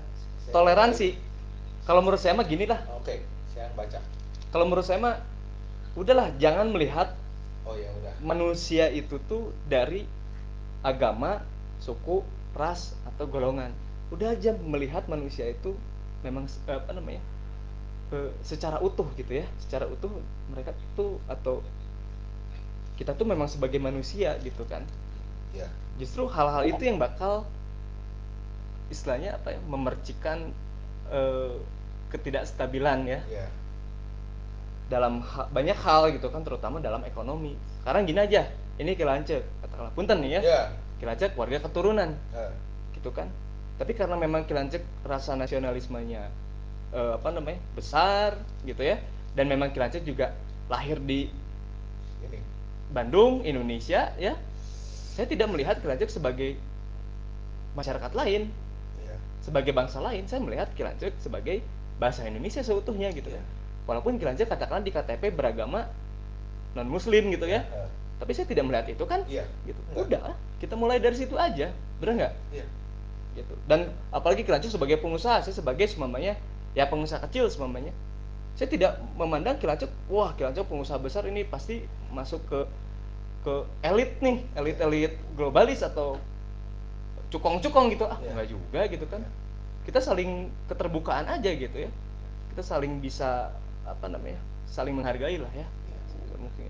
Kalau dari saya ya toleransi kita ya, mungkin yang sekarang nonton ya ikut gaungkan suara kita ini kayak apa gitu. Karena kita ini satu sebetulnya. Ya, kita tuh sekarang lagi menghadapi serangan-serangan dari luar. Iya. Ya, ada dari ya Singapura, ada yang nanam saham ke kita, dari Thailand, dari Malaysia, dari Korea, China, Jepang, Jepang semua ada, Amerika ada, semua ada. Ya, kita harus berani menyuarakan gitu. Kita harus belajar melindungi diri kita kayak apa gitu. Serangan dari luar ini akan luar biasa. Kalau kesadaran ini gak bisa dibangkitkan dan kalian semua tidak, ya ini kita ngasih ini mungkin acara ini supaya sok kalian tularkan ke yang lain. Ini realitanya sekarang kayak begini. Apa kalian mau jadi babu atau kalian mau menjadi tuan rumah di negeri sendiri? Iya. Dibalikin lagi. Dan mulai apa namanya, produktif ya. Produktif lah gitu kan. Kita ciptakan produk-produk yang terbaik gitu ya. Iya. Jangan ulinan TikTok wae.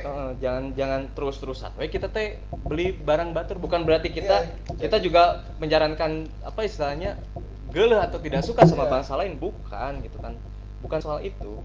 Tapi kan ketika kita sebagai masyarakat Indonesia yang produktif, ya, inovatif, Iya.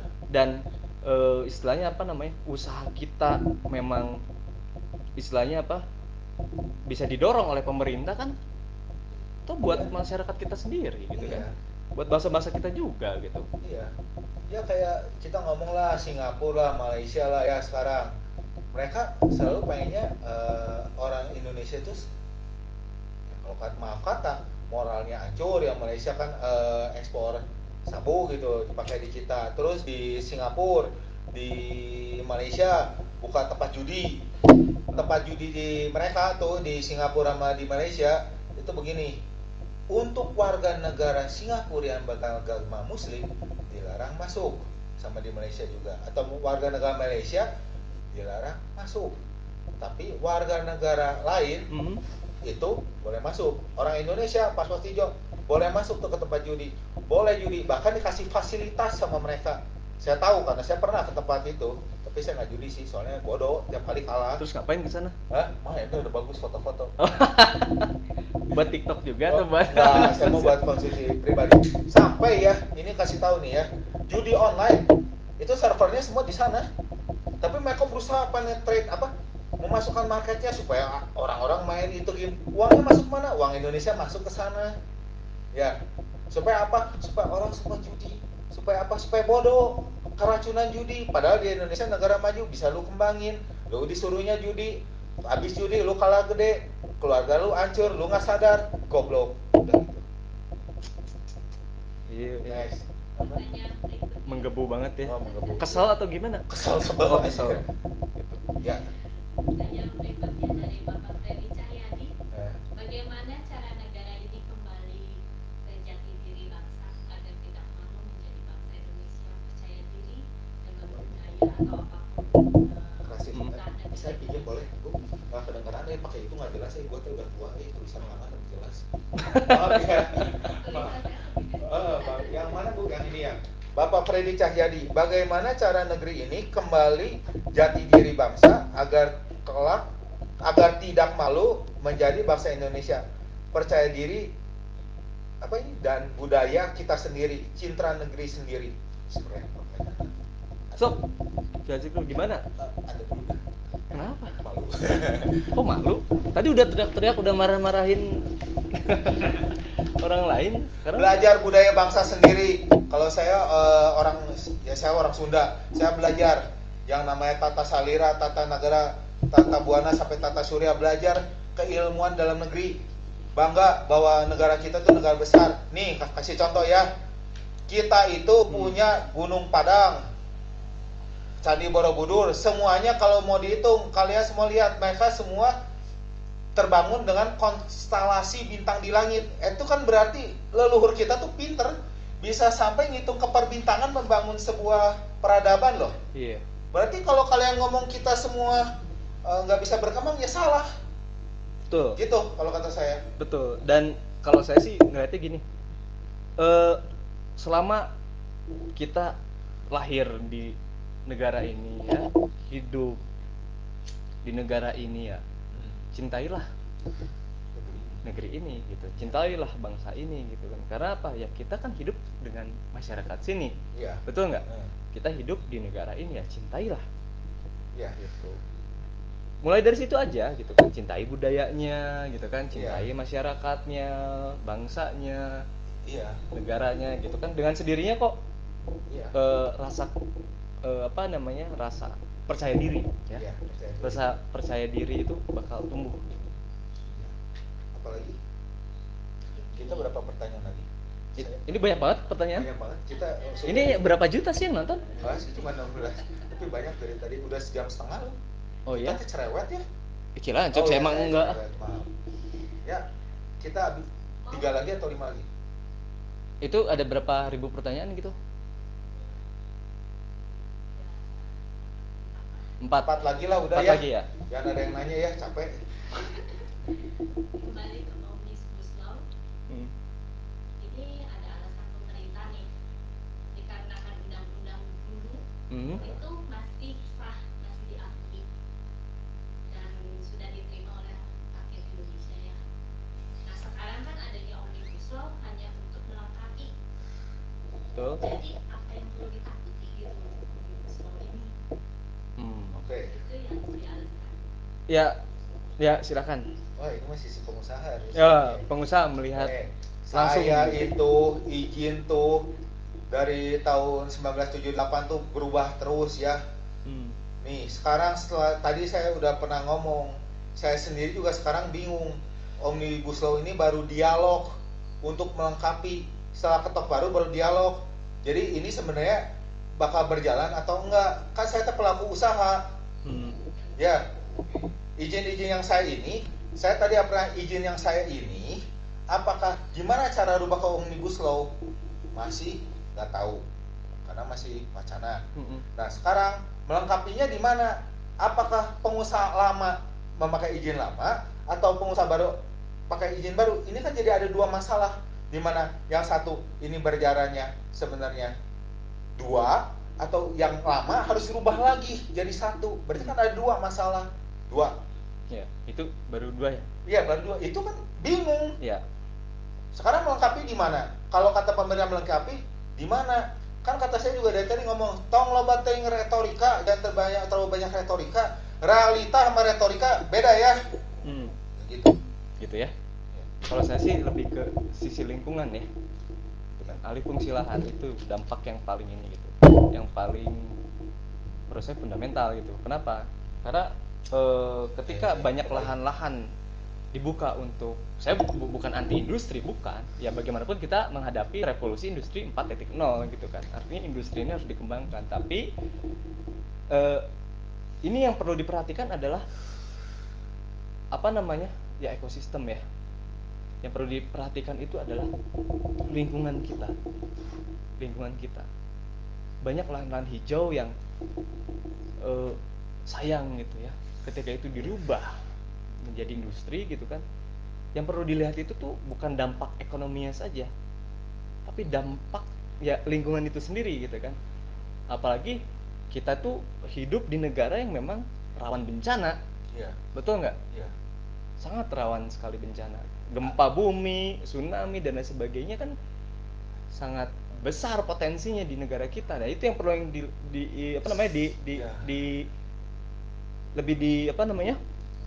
diperhatikan gitu kan. Dan juga eksistensi dari masyarakat adat, tanah-tanah ulayat dan lain sebagainya gitu. Kita juga perlu melindungi itu gitu, karena memang mereka itu memang dilindungi secara undang-undang gitu kan. Nah jangan sampai Omnibus Law ini mengkebiri itu semua. Saya pernah baca yang Omnibus Law draft soal lingkungan hidup, itu draftnya udah ada. Boleh lihat sendiri tuh di media sosial. Itu pembukaan lahan itu boleh dilakukan dengan cara dibakar. Sedangkan yang saya tahu ya, di masyarakat kita tuh harus menjaga lingkungan, menjaga hutan. Gak mungkin dong dibakar. Iya. Ya. Jadi itu keputusan kan, cara ya kan Omnibus Law semua diatur katanya dari pusat. Nah ini ya, cara bakar hutan itu budaya yang mana? Budayanya siapa? Itu kan harus dipertanyakan. Sedangkan di kita percaya bahwa alam ini harus dilindungi. Iyalah. Nah nggak tahu itu bakar teh budaya Viking kali ya? Enggak. Viking bagus di sana, bangsa-bangsa Viking bagus merawat alamnya. Nah nggak tahu tak itu budaya siapa ada di Duruk tak? Ya, 3 lagi ya. Nice. Jadi tadi kembali ke saran untuk pemerintah.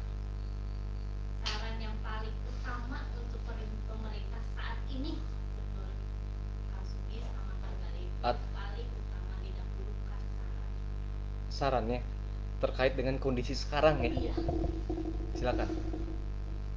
Rakyat kita mah sekarang lihat aja butuhnya apa, isi perut. Ya, berarti apa? Mereka semua udah daya belinya makin lama makin minim. Itu aja. Berarti masalah ketahanan pangan itu harus diutamain. Betul. Ya. Sok gimana melindungi rakyatnya sendiri kalau perutnya lapar. Ya. Jangan ngomong soal Omnibus Law bisa ngasih makan menjamin apa segala, masuk juga belum. Sekarang yang lapar udah banyak. Gitu kan? Betul. Kalau dari sisi ekonomi menurut menurut Kilancik apa? Ya sekarang gimana mau melindungi UKM yang tadi saya ngomongin, UKM lokal? Ya gimana sok proteksinya, impor masih masuk? Iya, tapi kan sekarang yang saya lihat ya, sekarang kan memang bantuan untuk UKM itu ada dari pemerintah. Ya kita lihat aja apakah benar. Artinya kan yang perut lapar banyak, kita mau ngomong aja. Oke. Apakah dana bantuan itu nyampe ke rakyat kecil atau stop di berapa poin tertentu? Karena di rekan kerja saya di pabrik itu ngomong bahwa waktu bantuan itu datang itu semua diminta kakak, semua minta, tapi bantuannya nggak datang. Ada beberapa daerah ada yang berapa daerah nggak ada. Nah saya nanya, coba tuh protes, kan nggak apa-apa protes, takut pak, takut ada apa-apa. Berarti kan benar ada sama ada takut. Ya gimana mereka sekarang kalau laporkan aja takut ya, kayak tadi kasihan para aparat, mendadak ada tekanan gimana, kasihan loh. Iya, benar. Itu ya, jadi kalau mau udahlah, sekarang urusan paling gampang urusan perut dulu lah. Perut dulu ya, ketahanan pangan ya. Setuju sih. Jadi, Ya kalau menurut saya ya ginilah, pemerintah itu kan ya saya setuju dengan ada salah satu tokoh ya berpandangan bahwa kayak peran pemerintah itu tuh yang seharusnya menjadi regulator malah terjun menjadi eksekutor gitu ya. Kalau menurut saya ya, kalau melihat dari sisi ekonomi lah ya, kalau melihat kondisi seperti ini ya udah, pemerintah bekerja sesuai dengan kapasitas gitu ya. Bekerja sesuai dengan kapasitasnya gitu kan. Biarkan masyarakat Indonesia itu betul-betul mengembangkan potensi gitu ya. Terutama dari sisi ekonomi gitu kan. Sok dukung gitu masyarakatnya gitu. Karena bagaimanapun kalau semamanya ekonomi mikro ini bisa betul-betul tumbuh ya, bisa betul-betul kuat gitu kan. Menurut saya mah udahlah gitu kan. Kita berani benar-benar bersaing dengan negara-negara lain gitu sih. Dua lagi apa lagi? Dua lagi. Udah. Dari Sarah Gunawan, kok bisa ya mayoritas penduduk kita mengidolakan banyak hal-hal yang berasal dari luar? Ya. Kurang keras. Kenapa banyak orang-orang kita lebih Mengidolakan hal-hal yang berasal dari luar negeri. Oke, mengidolakan hal-hal dari budaya luar negeri. Kesalahan paling utama adalah saya dulu yang ngomong. Silakan. Pemerintah tidak bisa menjaga ya tayangan TV, media sosial. Ya. Nih, saya cerita dikit di kalau nggak salah di Taiwan ya. Itu sampai anak-anak kecil dijatah satu hari cuman boleh main Android itu cuma 1 jam. Itu ada regulator bahwa tidak boleh, karena apa? Tidak mendidik. Nah di kita anak-anak semua media sosial, main TikTokan, main apa budaya luar, ikutinya ya kayak gitulah yang kalian lihat sendirilah. Manusia yang nggak ada pori-pori lah, manusia ikan lah, mayat masuk molen lah, utamain film setan. So produser di kita yang paling laku emang film nasionalis. Enggak, film juri kue. Batman lah masuk ke Aling Darmo kan gelo, perusahaan sejarah. Kapan Batman main ada di Aling Darmo kan gelo. Iya benar. Joker masuk, gila kan? Kan juriknya ditangani oleh ahli agama. Iya, juriknya sama ahli agama. Iya. So, ahli agama terus udah itu hidup tuh ya, berdoa terus mengharap keajaiban. Bagi saya Tuhan itu mau menolong orang yang mau menolong dirinya sendiri. Kayak Pak Presiden Soekarno pernah ngomong, bangsa yang besar adalah bangsa yang sangat mencintai bangsanya sendiri. Ya mesti itu yang ditayangin di TV. Iya. Bukannya ya kayak gitulah. Iya ya, kalah dengan orang-orang Jepang ya. Jepang. Yang bagaimana pemerintahnya itu tuh mengeluarkan doktrin kebangsaan yang luar biasa ya. Iya. Jepang kalau nggak salah guru itu utama. Nah, moralitas kepada guru itu utama. Betul. Nah, di kita liatin guru bisa dibaledogan, dilempar apa? Mana soal moralitas kita ke yang tua yang mau mengajar kita? Iya. Mau dihancurin para guru-guru yang baik di Indonesia sama acara-acara kayak begitu? Hah? Iya, percuma ya. Sebagus apapun kurikulum di dunia pendidikan, kalau memang ternyata sebagian besar secara persentase gitu ya, manusia Indonesia itu dibentuk oleh media gitu ya. Iya. Yang mana medianya itu tuh ya nggak karuan gitu. Media nggak karuan lah. Iya. Ya. Lanjut. Lanjut satu lagi. Dari Bapak Arif lagi. Bapak Arif lagi, oke. Kenapa di Indonesia ini masih banyak politik-politik kotor yang banyak sekali menjadi celah untuk negara luar menjajah ekonomi dari segi ekonomi keluarga. Dan anehnya pemerintah kita banyak sekali yang tidak mengerti dan tidak menjaga Indonesia untuk masa depan anak cucu kita. Dan jadi pertanyaan adalah bagaimana caranya supaya pemerintah Indonesia dapat berubah menjadi lebih baik. Apakah hukum kita kurang kuat? Oke, dari saya nih. Ya. Kalau dari saya itu jawabannya adalah revolusi mental. Jadi revolusi mental itu tuh adil untuk seluruh yang hidup di Indonesia. Jadi bukan cuman masyarakat aja, tapi pemerintah ataupun ASN dan lain sebagainya juga harus direvolusi mental gitu. Bagaimana mental Indonesia bisa bagus kalau memang istilahnya apa namanya, orang-orang yang memegang kepemerintahannya itu juga mentalnya bobrok gitu. Iya. Bener nggak? Jadi ya revolusi mental, toh revolusi mental yang memang diusung oleh pemerintah saat ini kan, Iya. untuk menuju Indonesia ke depannya kan, ya itu aja kalau menurut saya mah. Ya. Karena panjangan kolonial nih. Kolonial harus beda ya, supaya rada keren dikit. Di pemerintah, ya bukan kita ya, kita rakyat. Tapi kalau kata saya, di kita itu, ini pandangan pribadi ya, di kita itu terlalu banyak kepentingan. Ngomong aja, di kita, di negara luar partai paling jumlahnya paling 2, 3. Nggak banyak lah ya. Di kita berapa ya? 20 ya? Lebih meren. 20, 30 ya. 20, 30. Berarti kan apa? Misalnya yang apa di mana apa? Berarti ini kan banyak kepentingan kan. Ya. Nah, semakin banyak kepentingan berarti semakin banyak niat atau hasrat ya. Ya, kadang-kadang ya karena katanya keperluan apa supaya kekuatan apa? Partainya apa? Mereka cari dana apa-apa. Ya serba sulit gitu.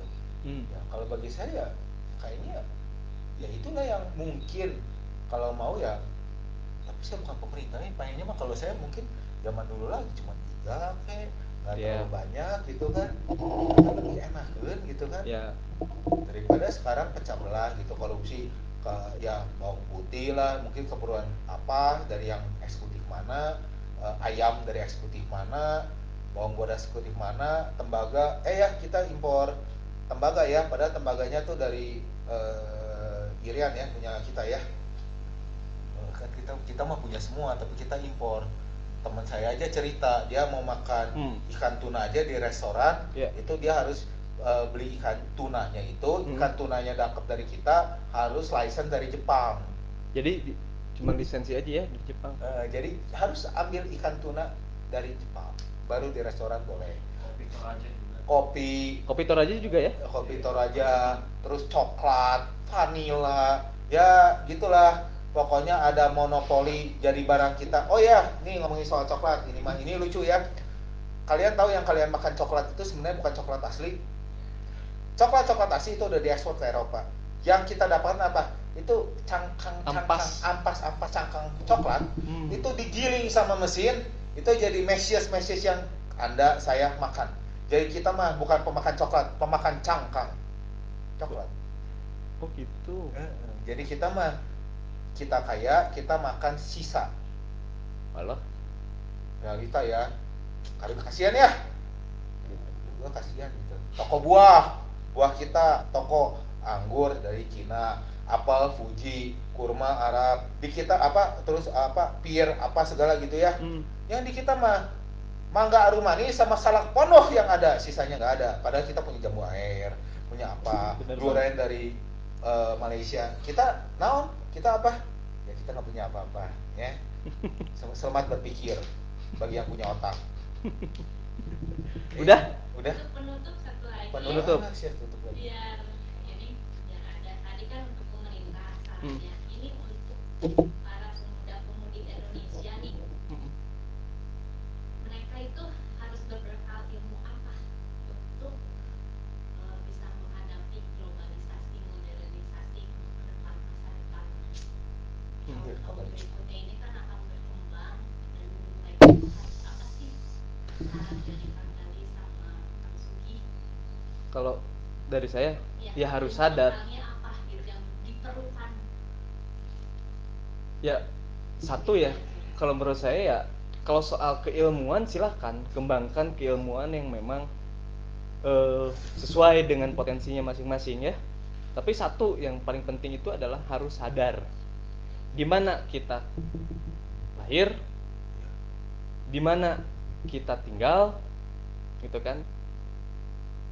Itu aja dulu, gitu kan. Sadar aja, sadari kita tuh hidup di negara yang amat sangat kaya, di negara yang amat sangat beragam, di negara yang amat sangat, wah, nggak ada duanya lah, saya jamin gitu ya. Sadarlah, sadari itu, dan mulailah, menurut saya ya kembangin potensi masing-masing. Ada yang cuman bisanya bertani, ya bertanilah dengan baik ya. Ya. Terus ada yang bisanya cuman istilahnya ya bikin apa gitu, kue gitu. Buatlah kue-kue yang baik gitu ya. Iya. Yang benar-benar bisa bersaing dengan negara-negara lainnya gitu. Kalau menurut saya. Kolonial sah. Silakan generasi kolonial. Oh, oke, kolonial. Saya tuh lahir ya emang tua sih, jujur. Tapi zaman saya itu ada yang namanya pendidikan Pancasila, UUD 45, ada P4 ya? Ya, P4, GBHN gitu. Jadi zaman saya mah kecintaan pada negeri itu ada, tapi saya dengar sekarang mata pelajaran itu hilang entah kemana gitu. Tapi kan sekarang GBHN juga sudah diwacanakan kemarin sama MPR RI. Kebetulan kita- saya ikutan webinarnya. Oke, moga-moga terjadi. Hmm. Tapi udah missing linknya sampai 20 tahun ya. Saya tuh Ya saya setelah 40 pasca tahun. reformasi kan. Ya, berarti kan itu harus ada lagi. Terus kecintaan dalam negeri. Gini saya kasih contoh. Waktu saya pernah kuliah di Amerika itu ya. Orang Amerika itu ya, dia mencintai negaranya, dia ada kayak buku gitu. Lagunya tuh bahwa Amerika itu negara yang luar biasa. Kecintaan pada nasionalismenya itu diresapi, bahkan sampai mata pelajaran sekolah itu ada. Kayak ya sekarang kita tahu negara yang mencintai budaya seperti Korea, menanamkan Korea ini negara besar, dulu pernah perang menang. Betul. Jepang, semua kecintaan pada budaya negerinya digas. Bukan budaya negeri luar. Bener. Luar aja lu teh Iya. gila apa? Bener. Maaf ya, ini generasi tua ini Iyalah. ngerasain tuh gak enaknya sekarang. Iya. Dikit-dikit pengen kayak siapa? Pengen kayak Lee Min Ho. Gila, Lee Min Ho aja digedein. BTS lagi. Ya pasti yang BTS mah di sini mah ini pemancar listrik. BTS. Bukan artis K-pop. Iya, BTS weh. Jadi mau diapain? Ya itu kayak Banteng Korea. Dia budaya itu supaya apa? Kosmetiknya kejual laku, apalah laku. Ya. Di kita apa? Cuman beli. Ya itulah yang kita ngomongin. Kita tema hari ini apa? Indonesia negara konsumtif. Dari sekian banyak kita ngomongin, kejadian kan? Betul? Betul. Dari mulai kebutuhan dapur sampai kebutuhan industri secara makro, impor. Betul? Ya. Jadi bagaimana kita bisa maju kalau kita terus-terusan konsumtif terhadap barang-barang Ya. di luar ya? Ya paling saya minta gimana jadi sebelum kita tutup, kita minta saran solusi dari para penonton. Saya yakin dengan adanya bincang-bincang kita ya, dilanjut. Ya. Saya yakin juga kita semua betul-betul merasakan hal yang sama, Iya. kegergetan yang sama. Hmm. Kita betul-betul nguak dengan keadaan ini ya. Iya. Ya sebisa mungkin ya kita ya, ayolah kita bangun yuk gitu. Iya. Kita bangun gitu. bukan cuma pemerintah, bukan cuma masyarakat aja, pemerintah juga dong ya. Iya. Ayolah gitu kan. Kita percaya kok sama pemerintah, benar nggak? Banget. Kita percaya sama pemerintah. Gitu. Bahwa pemerintah akan melakukan hal yang terbaik buat bangsanya, buat negaranya, kan gitu ya? Iya. Gitu sih, kalau menurut saya. Iya. Menurut Kilancet? Sama. Bangun. Jangan tidur aja. Gedein wes hare tidur. Jadi ilmunya ilmu kesadaran ya. Sadar. Oh iya dong, harus sadar dong, gitu. Ya. Terima kasih. Cukup? Cukup. Oke. Oke. Hatur nuhun pisan. Terima Siapa kasih aja? semua ya Siapa aja nih penonton. Cemeh? Siapa aja nih yang udah nonton? Banyak banget ya? Banyak nih. Pertanyaan yang itu nanti mungkin Terima kita kasih. jawab. Terima kasih. Kalau saya nggak malas. Coba Mas. ya kita lihat ya. Ya. Terima kasih banyak semuanya. Siapa aja nih yang Sudah nonton? 18 ya. Ya. Nah, saya nggak bisa lihat ya. Terima kasih buat BJ. Makasih banyak BJ. Buat ada Om Oto, makasih banyak. Buat Ambu, makasih banyak. Buat Abah, Mbak Uci, makasih banyak nih. Gitu, terima kasih atas support. Buat Kang Gunawan, buat Kang Handri. Wah, buat Panglima Subang, Kang Anjas. Wah, semangat, makasih. berjuang terus. Buat Kang Panji, wah semangat berjuang. Buat Acong, Kang Acong, makasih. Buat Kang Kimung, buat Kang Arif, buat Kang Adi. Oh, ada Bu Desti, terima kasih banyak ya. Wah, iya, terima kasih banyak. Ini salam Yayang. Terus buat Kang Umam, makasih. Buat Kang ini, ini ada Panglima Selatan nih, makasih. Buat Panglima Cikampek. ini Panglima semua yang nonton. Woi, Panglima semua terima kasih. Buat Kang Handri, buat Kang Fahri, wah terima kasih. Kang Sundava, Kang Herianto, Kang Agung, Kang Freddy. Oh, banyak banget nih ya. Oh, banyak ya. Kang Rus Iya. Liadi Darwis. Wah, makasih banyak, Mas. Oke, buat Alex nih ya. Jadi Alex, makasih. Buat banyak banget nih. Ini jutaan ini yang nonton, cuman yang bisa kita sebutin itu aja ya. Banyak banget. Iya.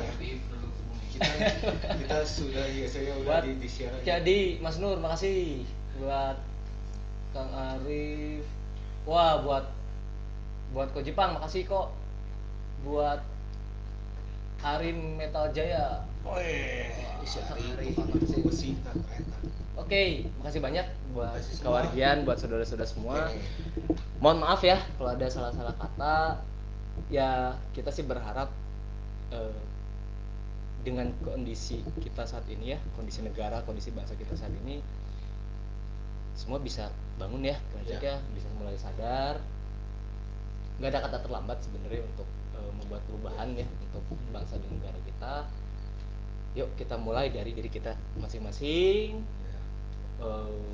Tanamkan rasa semangat, gitu kan, tanamkan rasa kecintaan kita terhadap bangsa dan negara Indonesia. Karena kalau bukan sama kita ya sama siapa lagi ya? Bener nggak kita lanjut? Ya. Ada pesan? Nah, kasih banyak semuanya. Berjuang ya, berjuang. Berjuang ya. Makasih ya. Yo. Atur nuhun rahayu. Rahayu. Sampurasun.